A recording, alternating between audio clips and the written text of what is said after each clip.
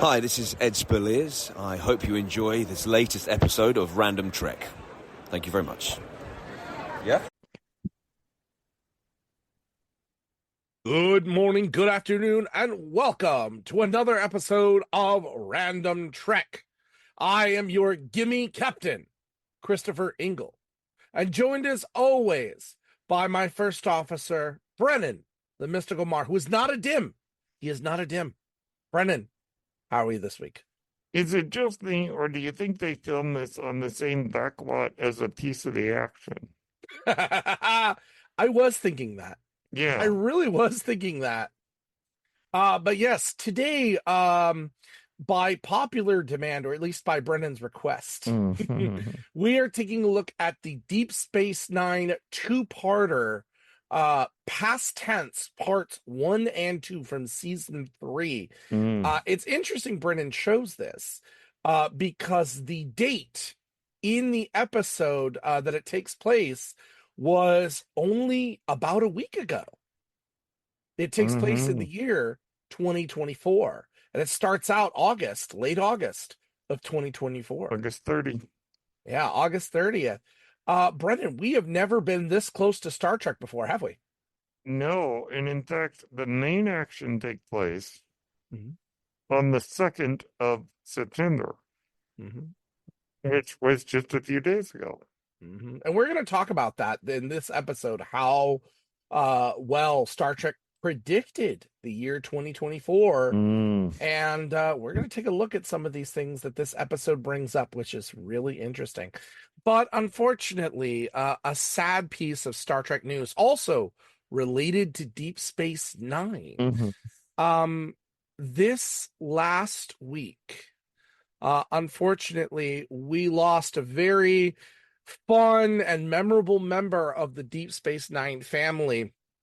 Actor and singer James Darren passed away. Now, if you don't know who that is in Star Trek wise, that is the infamous hologram who knows everything, Vic Fontaine. Yes, indeed. Yeah, it was Vic Fontaine regularly in DS9.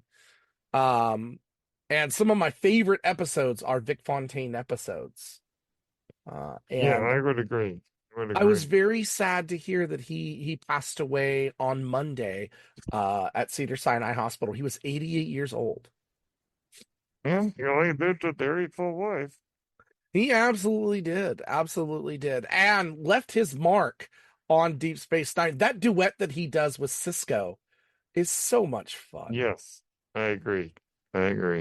Yeah, to get to see James Avery do a little crooning and to let go, I love it so much. But yes, rest in peace, rest in the stars. Sorry, not James James Avery. Huh? Not James Avery. That's I said Uncle James Phil. Avery. See how tight? It's that's Uncle Avery Phil. Brooks. Although I think James Avery did do Star Trek. Didn't he? I think he was a Klingon once. Uncle Phil was a Klingon once. This is what I get, guys. It's been a very long day. I've been up. Your captain has been up since 0400 hours, and it is currently 1700 hours. So I've been up for 13 straight hours. I'm a little tired. Anyway, Avery Brooks, not James Avery, who also is great as a Star Trek actor as well. We digress. Rest in peace. Rest in the stars. There we go. James Darren, we sure love him. Yeah. One of my favorite characters. One of the best holograms. I mean, It's Only a Paper Moon is a fantastic episode. Involving Vic Fontaine. Yeah. I mean, there are 3 episodes with Vic that I really genuinely enjoy. That is one of them. The one with where they all go on the heist. Bada bing, bada boom. Yeah, that one's fun.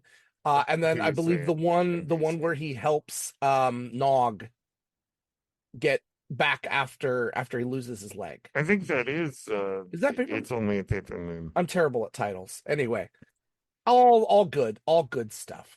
All right, but let's get to past tense. Past tense, the most modern episode we've had in a while. So double duty. First episode was directed by Razra Badii, but second episode, our good friend Jonathan Frakes, and that's where this really picks up. But let's go into kind of the basics of what happens in this episode, and then let's talk about it. So Sisko, Bashir, Jadzia are on their way to Earth to talk at a conference, and they beam down from the Defiant, but somehow they accidentally beam into San Francisco in the year 2024. Sisko and Bashir are found by some police officers who say they're vagrants, and I tell them, it's a crime. We need to take you to the sanctuary. So they take him into this ghetto where we see poor and sick and mentally disabled and just all the ne'er-do-wells, I say that with air quotes, ne'er-do-wells of the world at the time are kind of shoved into this little district. It reminds me a little bit of Arkham City in the Arkham games. Good where point. everyone is Good kind point. of contained in, all the villains are comparison. contained in this one spot. Sisko realizes immediately where they are, and they've arrived just before September 1st, which is when the Bell riots occur. It's a violent confrontation that resulted in the death of this man, Bell, but also was a watershed moment for human history that led to an eventual change. So Bell becomes this hero because of the self-sacrifice. He protects the hostages that are going to come. And the overall public attitude toward the disadvantaged changes because of this. They can't find a place to go, so Sisko and Bashir are forced to live on the street. Meanwhile, though, Dax is found by a businessman, Chris Brenner, who is CEO of Brenner Information Systems. You think he knew Starling? Probably. Just a little connectivity there. He takes a liking to Dax and arranges for accommodations and clothing and taking care of her, really. And then invites her to a really nice party as his guest. She realizes that Sisko and Bashir might have been taken into this district and convinces this man, please help me find them. Help me find them. And there's definitely a class struggle that I can see that exists here. Boy, some of the people she meets at the party are maybe some they're awful. but human beings. So within the district, a fight breaks out, and Sisko and Bashir resist all the urges to survive. Really, they could take ration cards, they could become a part of it, and they do everything they can to try to stay out of the timeline. But a man comes to their aid who is killed.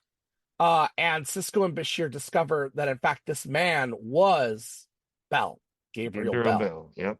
Mm-hmm. Sisko quickly realizes that because of their presence, history is about to be changed. And so they've got to do something. Meanwhile, back in the 24th century, the crew on the Defiant, which is Kira, Odo, and O'Brien, they lose contact with Earth completely. All trace of the Federation, satellites, terraform, everything is gone completely. What they realize is that, well, they don't realize specifically, but something happened in the past to change history. Now, they happen to be protected because the Defiant has, using its cloaking device, has picked up an excessive amount of chronoton particles. We saw something sort of similar when the Enterprise followed the Borg sphere through that temporal rift. That's true. And the chronoton particles protected them. So that was a nice little touch of continuity that I like. Also, this is very much the city on the edge of forever of Deep Space Nine. It really is, yeah. And so O'Brien figures out, okay, they beamed somewhere in the past. I don't know where. I can narrow it down to like 10 locations, and we can jump with the ship using the chronoton particles and the transporter to try to figure it out, but we're limited in the amount of tries. I can narrow it down, but I don't know where they are. And so they begin this kind of time jumping thing to try and figure out where Bashir and Dax and the commander are. So meanwhile, back in the past, the district residents get frustrated and begin to riot. One group storms the processing center and takes everyone hostage.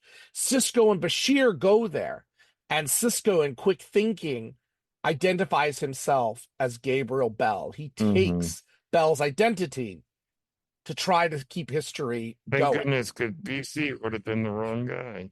Yeah. So Sisko the whole time tries to ensure that nobody gets hurt to the standoff, which is true to history, while at the same time knowing he has to die. Bell has to die for history to stay the same. So early September 2nd, Sisko makes demands to the governor saying, hey, we want airtime to express our grievances. We want people to hear and see what we're dealing with. He wants sanctuary districts closed and the residents be given opportunities to earn an honest living. So Dax is watching all of this on the news from Brenner's office. Knowing Sisko and Bashir are there, she heads down to find them. She can't get in the front door, so she sneaks through a sewer line, but gets caught and is delivered to the employment center to kind of explain herself. Sisko and Bashir talk with her in secret and say, hey, we have to stay until this crisis is over. So she sneaks back out, convinced that Brenner will be able to help order a terminal activated. They could get a computer activated at the center so the leaders of the revolt can tell their story and have their broadcast. That's what the main force that turned public opinion, that's what happened basically in history. That's what led to everything. So after a lot of attempts, Kieran O'Brien do finally manage to make the correct gear and make contact with Dax. They are standing by to rescue Sisko and Bashir if they can.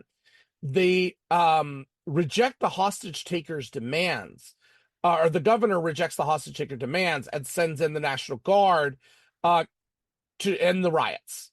So the first unit of guards comes through into the processing center and kills a lot of rioters. Sisko is shot protecting one of the hostages. Bashir determines that the wound is not fatal, but they're just horrified. They see bodies littered in the streets of the district where the guard came through. Two police officers who first confronted Sisko and Bashir agree to help and plant their identification cards on two of the victims to make it look like they were dead. But also that these guys tell the truth of what really happened. All five officers do bring back to the Defiant in the 24th century and find that the timeline was fixed, except for one minor detail. When they go look up Bell's entry in the historical records, instead of showing Gabriel Bell, it now shows Sisko's picture instead. All right, Brennan, let's talk about this and our world today, because Star Trek is at its best when it critiques the real world. And isn't it amazing that we're talking, 30 years ago, Yeah. and we're getting this now. So, the sanctuary districts, the idea of where the homeless and the sick and all of that go. You live in the Bay Area. I do. Let our viewers know, if they are unaware, what the homeless situation is like in the Bay Area today. It is beyond unsettling. It is. There are homeless camps all over the city. Usually off of highways and stuff. Yep. Downtown San Francisco, homeless people living on the streets, setting up their tents every night. The every time that they clear out a homeless encampment, before you know it, it has been built again. The constant problem. It's been a consistent problem. And to be clear, too, the idea oftentimes is that homeless people are ne'er-do-wells, they're drug users. That's not that's always the the narrative case. that some people have created.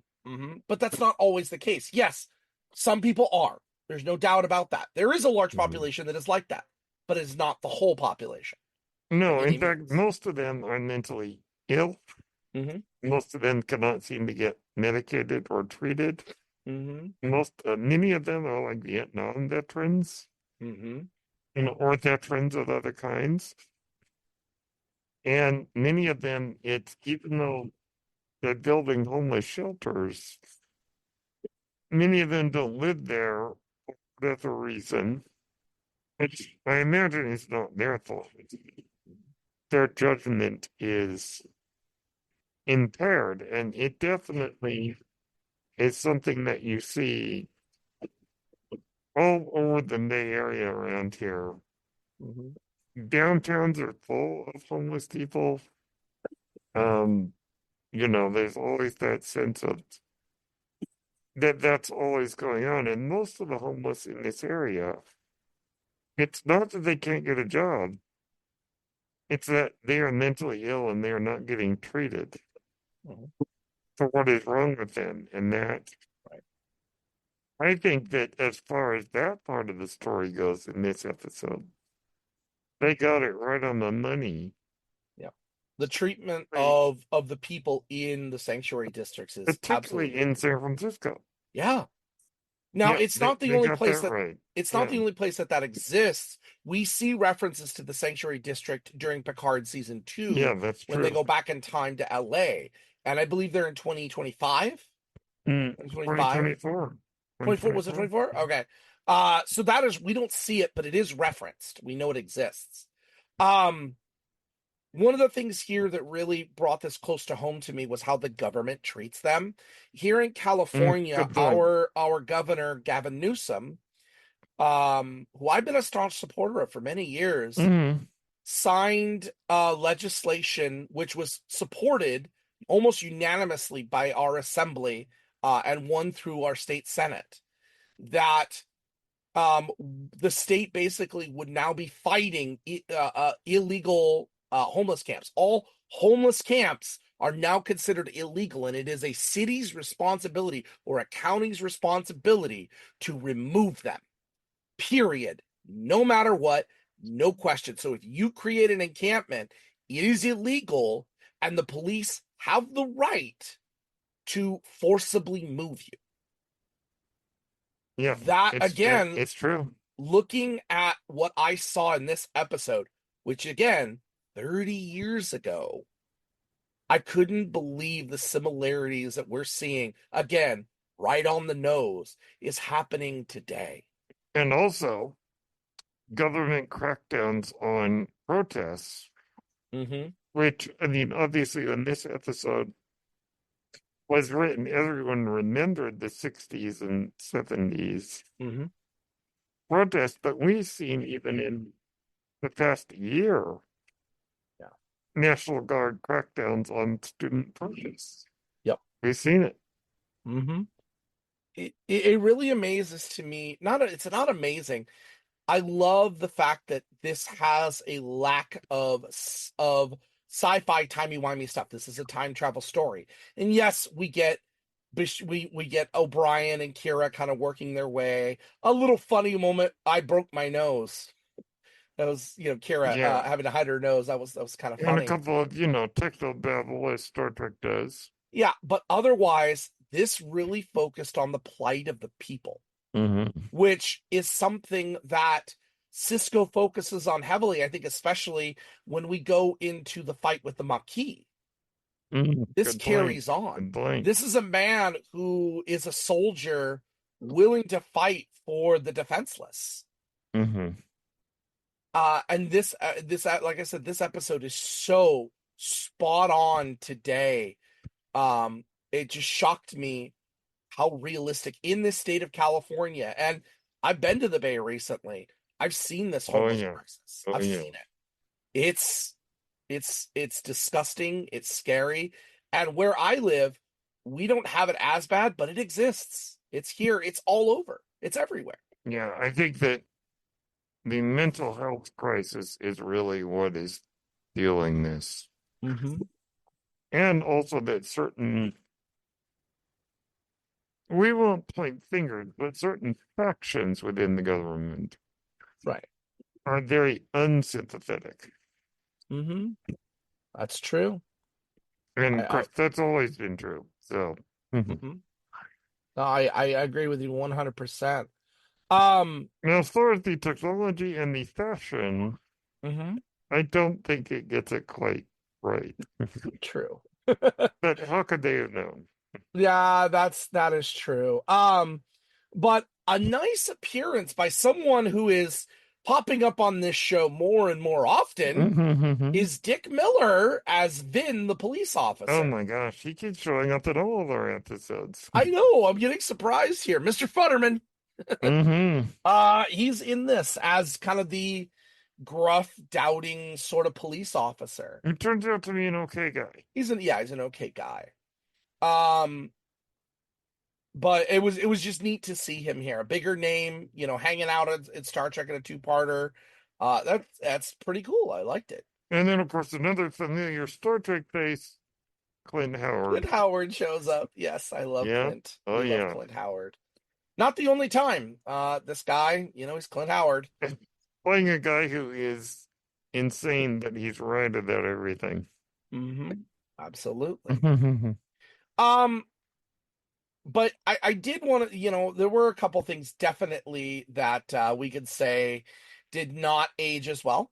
We got it wrong. And it's all the technology. The Yeah, technology true. and the outfits were just like they were using kind of touchscreens, which is cool, but you could still see that there were those old CRT monitors. Yeah, yeah. So I was like, oh, no flat screens? Come on. Come on. No flat screen at all? All right, Yeah, that's no, fine. no mobile phones, none of that. Nothing. Yeah, there was nothing. Okay, we just go with it. The hairdos, I don't think those. I mean, some of them look right, but you know, Yeah, and even the part of San Francisco that we saw that wasn't the sanctuary district, I was like, that's too clean. yeah, yeah, It's oh too yeah, clean. yeah, absolutely. Those are little things. Those are little things. But I really feel that the overall message to here, there's no way they could have known. There Yeah, is no way they could have known. It's yeah. so spot on to today. Mm-hmm. And it makes this definitely one of the best DS9 episodes, period. To really expect Yeah, this. I mean, there's a lot of good D69 episodes, Mm-hmm. but as far as ones that are, as Star Trek likes to do, make social commentary. Yeah, I always appreciate when it does that. Very much so. And I really love Sisko being informed enough and smart enough to break the temporal prime directive and As step in and fix it. as we learn in Prodigy, at least according to Star Trek rules, the big events still have to happen. They do, and I think he knows that. And you know what? That's a thing that I think Kirk knew too. You Mm-hmm. compared this to City on the Edge of Forever. Again, spot on the Mm-hmm. nose. It absolutely is.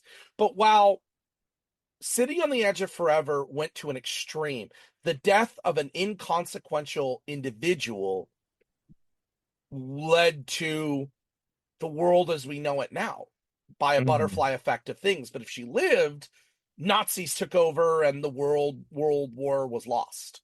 That's some powerful stuff. This keeps it more real. We're not talking, of course, it has to happen, these watershed moments. It doesn't say specifically what it goes into it, but I really love that it comes down to the people.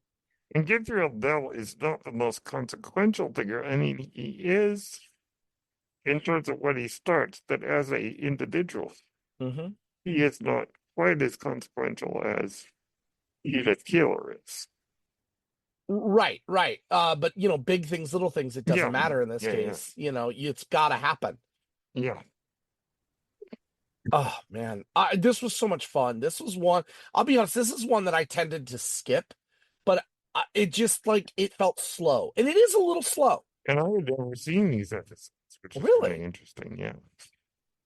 Wow, I didn't know That's why I that. wanted to do them. In fact, I did not know Hmm. the date which these episodes take place. Yeah. So that ended up being quite a surprise. Hmm. Yep.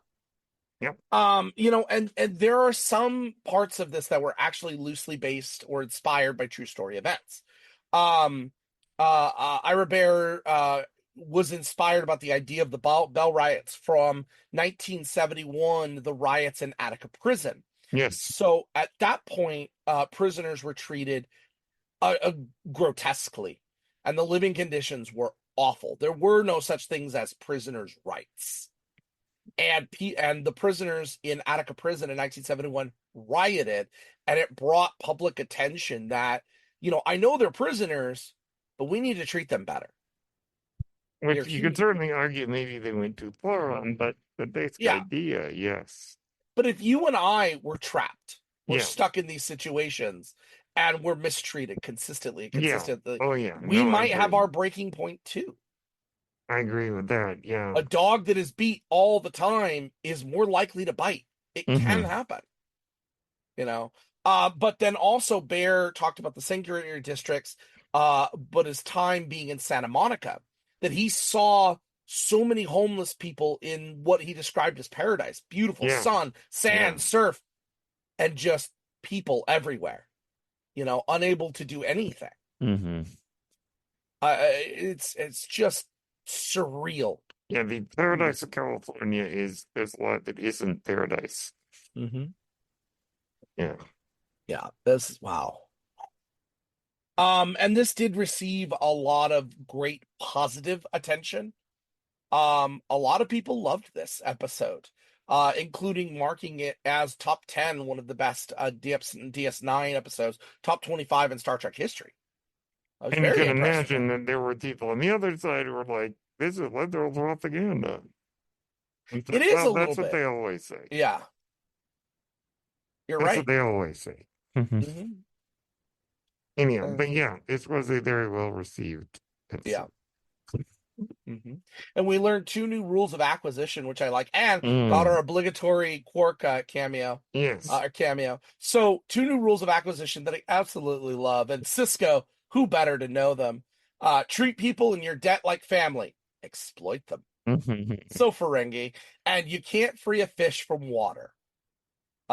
This connecting to the favor and the help from the Grand Nagus at the beginning of the season. So this is an important evolution for Bashir. Because up to this point, Bashir was kind of the comic relief to a degree in the show. This took it in a more serious direction. Yeah. Anyhow, that's a nice little.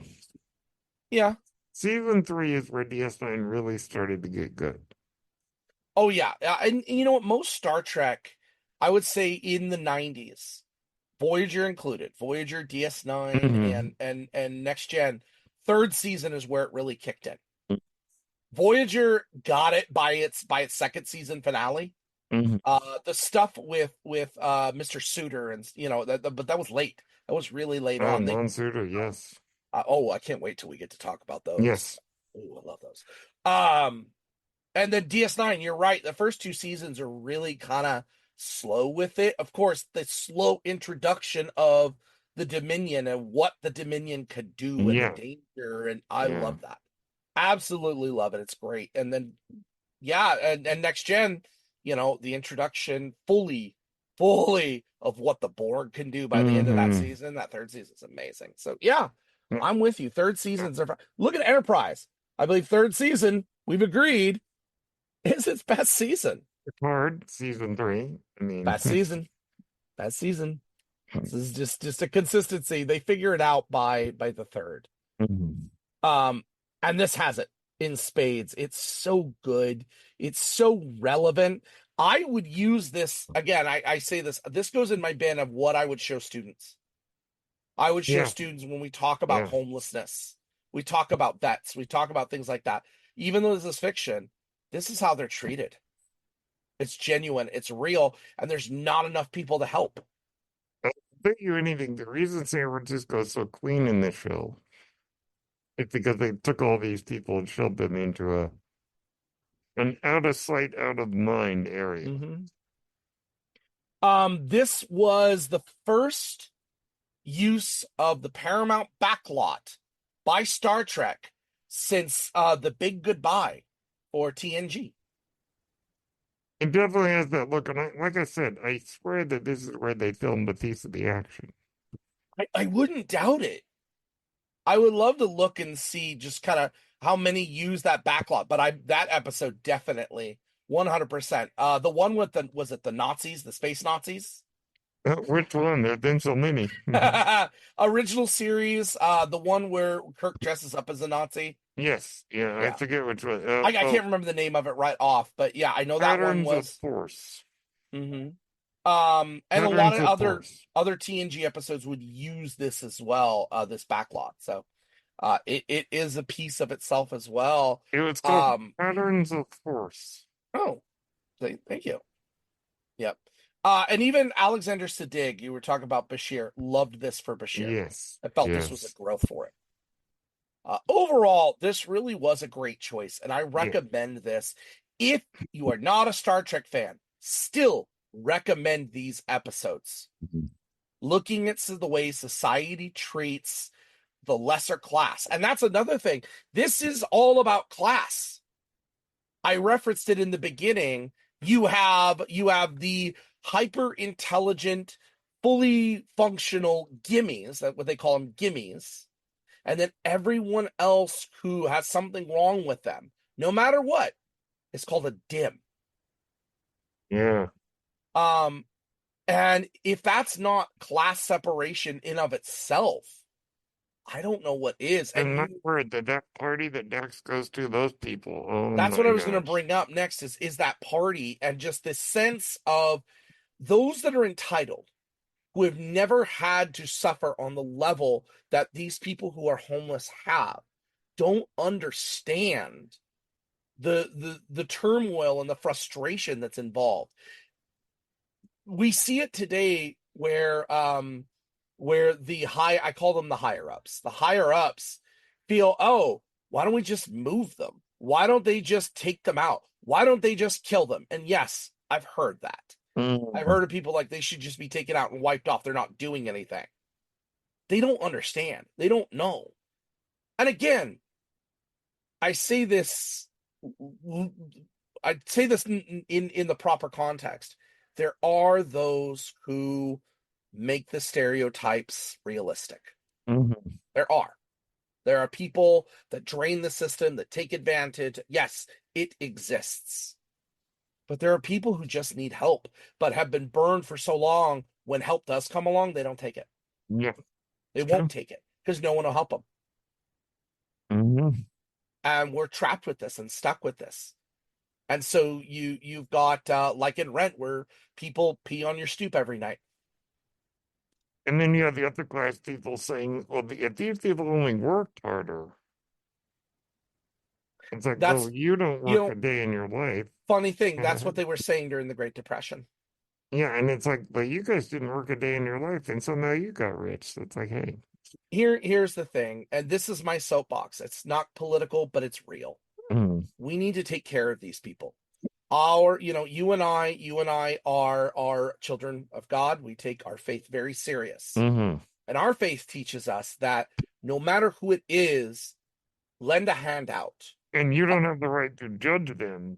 Glass houses. If you do, then you're violating what was taught by. And we do judge. We do judge. Even, I'm sure, both you and I see people, we judge, we cower. If we're walking downtown and we see a homeless person, 9 times out of 10, we're going to pass by and not give them anything. Why? They might use it for drugs. They might use it for alcohol. We play that game all the time. Yeah. We are not perfect. But the reality is that people need help. I spent about a year of my childhood being homeless.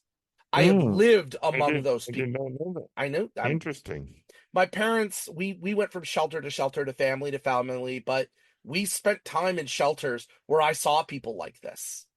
Yeah, I mean, on the other hand, I should really count my blessings because I never had a day in my life like this. And I will say that when we were homeless, the timing was right about when this episode came out.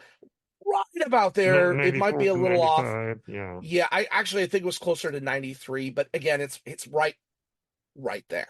Interesting. Okay, I did not know that. It was. I missed almost the entire 3rd grade year because of being homeless. Yeah, and I'm one of those people that has no idea what that's like. So, yeah, and we need to do more to help these people. And this is where I really hope for the ideals that Star Trek stands for. Because I still think of Picard explaining society in a 1-minute way to Lily on the Enterprise as they're avoiding the Borg.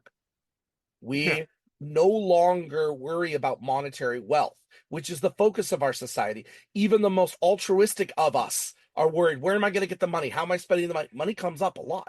yeah. We do. I want to live in a world where that is no longer the case, and that personal growth is the goal, is the achievement. Now, that's not the entire universe. Insert the Ferengi. Yes, clearly. But we can make ourselves better. The We can do Ferengi, I think, better. represent the worst of American capitalism. And I can't think of a person living on Earth as presented in the 23rd, or actually, you know what? I'm going to go back. Enterprise, original series, TNG, all of them. Earth, post World War, post Cochrane. I can't think of ever seeing someone presented as homeless or destitute or not taken care of. Ever. Yeah, good point. They are helped. So if this is to be our future, let us hope that we can stand up and help those who need it. So that way they're willing to also reach their hand out. I'm off my soapbox now, but that's the point of this episode. And it is important that those who have help those who have not. Yeah. This public service announcement brought to you by. Not to you by page turners, they were not. I liked this episode, Brennan. Overall recommendation for you? Absolutely.